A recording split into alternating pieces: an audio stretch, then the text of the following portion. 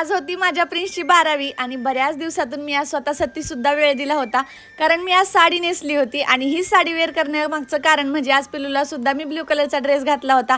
त्याला मॅचिंग करण्यासाठी ही साडी वेअर केली पण एवढं काही मॅच झालं नव्हतं.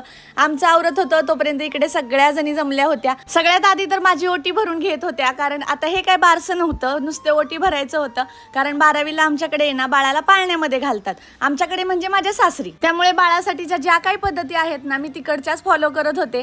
आता प्रत्येक ठिकाणची वेगवेगळी पद्धत असू शकते. आता आमच्याकडे नुसतं ना पाळण्यात घालून घेतात, म्हणजे आता इथून पुढे बाळाला पाळण्यामध्ये झोपवायला मोकळं.